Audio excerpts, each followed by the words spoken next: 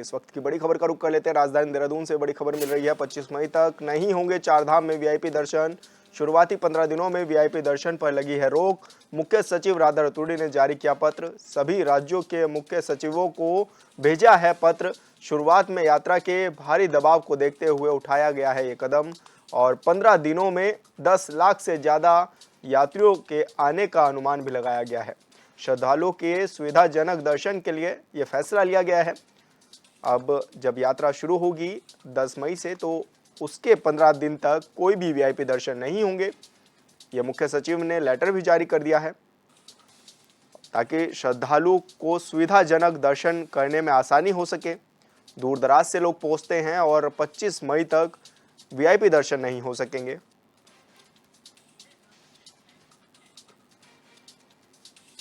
और संवाददाता अरुण सैनी हमारे साथ लाइव जुड़ चुके हैं। अरुण, क्या कुछ ज्यादा जानकारी मिल रही है, किस तरह की तैयारियां भी है चारधाम यात्रा को लेकर, और अब एक ये भी निर्णय लिया गया है कि 15 दिन तक यानी कि 25 मई तक कोई भी वीआईपी दर्शन नहीं होंगे।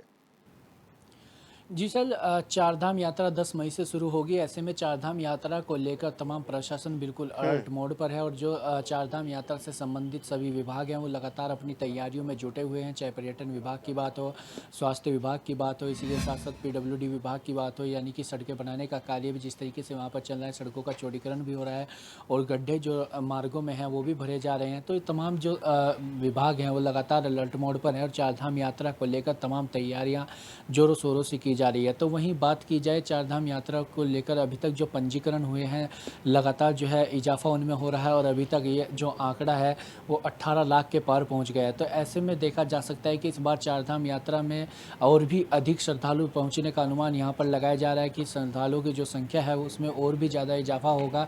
और अभी अगर शुरुआती 15 दिनों की बात की जाए तो अनुमान लगाया जा रहा है कि 10 से 15 लाख जो है श्रद्धालु इन 15 दिनों में दर्शन करने के लिए केदारनाथ, बद्रीनाथ, यमुनोत्री, गंगोत्री पहुंचेंगे, यानी कि चारों धाम में पहुंचेंगे।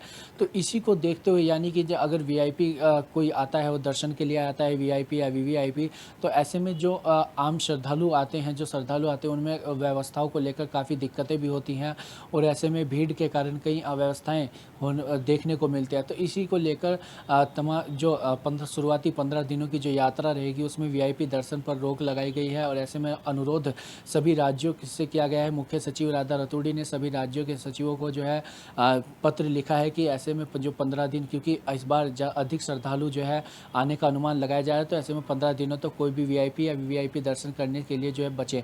वहीं इस पर भी निर्णय लिया जा सकता है कि केदारनाथ धाम में जिस तरीके से अभी तक सबसे ज़्यादा जो है पंजीकरण हुए हैं, तो ऐसे में केदारनाथ धाम में वीआईपी दर्शन पर जो है वो रोक लगाई जाए। तो इसको लेकर भी लगातार बात चल रही है, यानी कि कुल मिलाकर चारधाम यात्रा को लेकर तमाम तैयारियां जो है की जा रही है। चाहे पर्यटन विभाग की तैयारी हो, चाहे स्वास्थ्य विभाग की तैयारी हो, एम्बुलेंस भी वहाँ पर लगाई गई हैं, डॉक्टरों की टीम जो है गठित की गई है, डॉक्टरों की टीम वहाँ पर लगाई गई है। इसी के साथ साथ 4000 घोड़े खच्चरों पर भी जो है इस बार निगरानी रहेगी, क्योंकि कई बार ऐसा भी देखने को मिलता है कि चारधाम यात्रा जब चलती है तो घोड़े खच्चरों की मौत भी होती है और उन पर अत्यधिक लोड भी जो है जो घोड़े खच्चरों के मालिक हैं वो डालते हैं। तो ऐसे में उन तमाम अव्यवस्थाएँ भी सामने आती है। इसी के साथ साथ चाहे पार्किंग की व्यवस्था हो या जो श्रद्धालु पहुंचेंगे उनके रहने की व्यवस्था हो, तो तमाम इन चीज़ों पर जो है जोर दिया जा रहा है और ऐसे में चारधाम यात्रा को पिछले वर्ष की भांति इस वर्ष और भी अच्छे तरीके से चलाया जाए और भी अच्छी तरीके से जो है उसे सुचारू रूप से चलाया जाए। इसको लेकर पूरी तैयारी लगातार चल रही है और मुख्यमंत्री पुष्कर सिंह धामी लगातार खुद चारधाम यात्रा को लेकर मॉनिटरिंग कर रहे हैं। लगातार समीक्षा बैठक चल रही है चारधाम यात्रा की तैयारियों को लेकर और सभी जो विभाग है लगातार प्रशासन है वो अलर्ट मोड पर है। चारधाम यात्रा की पूरी तैयारियां इस वक्त जोरों शोरों से चल रही है। अच्छा अरुण, क्या माने राज्य सरकार जिस तरह से मुख्यमंत्री खुद इसका जायजा भी ले रहे हैं कि कितनी तैयारियां हो चुकी हैं, यात्री कितने आएंगे, रजिस्ट्रेशन को लिमिटेड कर दिया गया है ताकि एकदम से लोगों का हुजूम ना उमड़े। लेकिन सबसे बड़ी ये यात्रा कहा जा सकता है उत्तराखंड की, क्योंकि तमाम श्रद्धालु यहाँ पर पहुंचते हैं। तो व्यवस्था तो चाक चौबंद कर ली गई है सरकार की ओर से, लेकिन रुद्रप्रयाग प्रशासन कितना अलर्ट है, किस तरह की तैयारियां अब और अधिक की जा रही है ताकि यात्रियों को किसी भी तरह की परेशानी का सामना ना करना पड़े? क्योंकि और हम ये भी देख रहे हैं कि हेलीकॉप्टर की बुकिंग भी फुल हो चुकी है। जी सर, बिल्कुल देखिए चारधाम यात्रा को लेकर श्रद्धालुओं में गजब का उत्साह जो है देखने को मिल रहा है और लगातार इसका अंदाज़ा इसी से लगाया जा सकता है कि जिस तरीके से डे बाय डे जो पंजीकरण हो रहे हैं उनमें लगातार इजाफा हो रहा है और ये संख्या जो अभी तक है वो 18 लाख के पार पहुंच गई है और इसी संख्या को देखते हुए ऑनलाइन पंजीकरणों पर जो है वो रोक भी लगाई गई।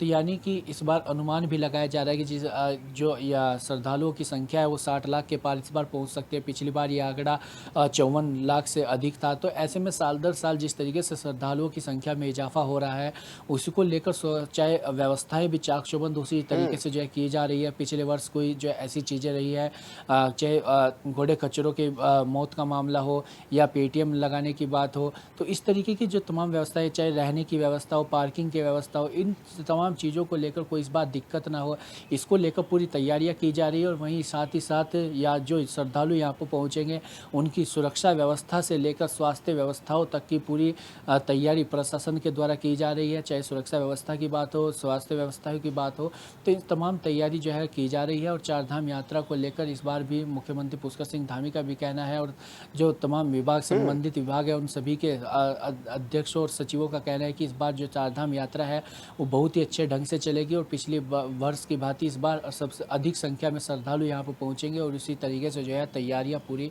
उन पर जोर दिया जा रहा है। अच्छा अरुण, प्रधानमंत्री नरेंद्र मोदी का ड्रीम प्रोजेक्ट है केदारनाथ पुनर्निर्माण। लगातार वहां पे कार्य भी चल रहे हैं, तो अधिकारी भी जायजा ले रहे हैं और इस दौरान यात्रा भी चलने जा रही है। तो क्या माने, क्या यात्रा के बीच बीच साथ साथ काम भी लगातार जारी रहेगा? जी सर, बिल्कुल देखिए केदारनाथ का पुनर्निर्माण कार्य चल रहा है, उसका लगातार वो जारी है और ऐसे में केदारनाथ धाम में भी सबसे अधिक श्रद्धालु अभी तक पंजीकरण करा चुके हैं। तो ऐसे में केदारनाथ धाम में भी पुनर्निर्माण कार्य चल रहा है और इसको लेकर भी कई ऐसी चीज़ें भी देखने को मिली कि जो होटल है वहाँ पर उसमें भी वो भी जो है उस पुनर्निर्माण कार्य में ध्वस्त हो गए। तो उसको लेकर भी कई ऐसी व्यवस्थाएं बनाई जा रही है कि अलग से जो है जो यात्री वहाँ पर पहुँचेंगे, जो श्रद्धालु वहाँ पर पहुँचेंगे, उनके रहने के लिए जगह चिन्हित की जाए उनके, ताकि रहने के में कोई दिक्कत ना हो। और जिस तरीके से केदारनाथ धाम में सबसे अधिक पंजीकरण हुआ है, तो ऐसे में ये श्रद्धालुओं के रहने को लेकर भी हालांकि चुनौती प्रशासन के ऊपर बनी हुई है और इसी के लिए जो है तमाम तैयारियां की जा रही है। जो प्रशासन की तैयारी चल रही है कि जो यात्री यहाँ पर पहुँचेंगे, भारी संख्या में जो श्रद्धालु पहुँचेंगे, उनके ठहरने की व्यवस्था किस तरीके से की जाए, उसको लेकर भी पूरी तैयारियां चल रही है। केदारनाथ पुनर्निर्माण कार्य भी लगातार जोरों पर चल रहा है। बिल्कुल अरुण, बहुत बहुत शुक्रिया आपका तमाम जानकारी साझा करने के लिए।